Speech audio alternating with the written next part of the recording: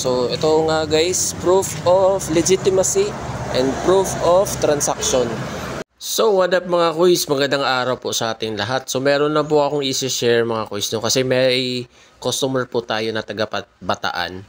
Tapos magpapasip si sir ng mga sandamakmak na lures na in-order niya sa akin. So ito guys, i-breakdown ko lahat ng mga details guys ha. Ito yung Master Ellie version 1 natin na 8 grams. 50 pesos lang po ito guys. So nag-order si sir ng 5. So 250 na po yan. So yung D-list natin, Ghost Shrimp, Silverhead, Redhead, 3 for 100 lang yan. Tapos nag-order si 6 ng 6. So 200 pesos po ito. Yung popper po natin na 20 grams is 75 pesos lang po na binibenta natin. So since ito na lang po yung naiwan na stock, is kukunin na daw ni sir. Tapos ito pa. So guys, pasensya na po sa ingay ng manok guys at saka yung washing. So ito guys, 15 grams na sinking minnow. 15 grams na sinking minnow. Tapos 75 each lang po ito guys. Tapos nag-order din sir ng 5 na 7 grams na micro jig. 2 redhead, isang silver, isang blue, tsaka isang rainbow. Nasa mga 225 yan guys kasi 45 each ito. Ito 75 each. So mostly po lahat, tapos meron pa pala akong i-share mga kuys. So ito, since nag-order si sir ng marami, so meron tayong ibibigay sa kanya na lure box na 12 slots. Kasyang-kasya po yung 15 grams nito guys. Yun. Tapos freebie na po yan. Libre na po yan. Large size na po.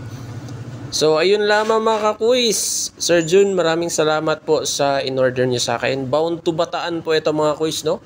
So marami na din po akong mga customers po outside Mindanao. So ayun lamang po. Punta na po ako ng JNT. Maraming thank you. So ngayon mga kuis, nandito na tayo sa JNT para magpadala bound to Bataan kay Sir Jun.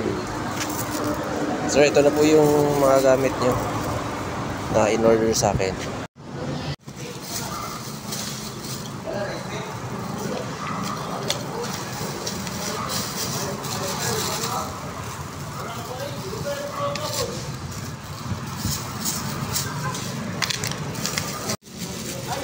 Okay, Sir Jun. Ayun, binabalot na yung order mo. Secure natin yung case para hindi siya mabasag. Ayan po, kasali din yan sir. Yung naka-cafe na may karton is mga lures yan sa loob.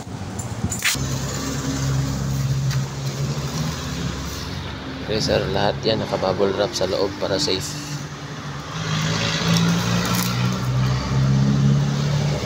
Okay Sir Jun, ito ang pangalan mo, Bound to Bataan. Maraming salamat boss.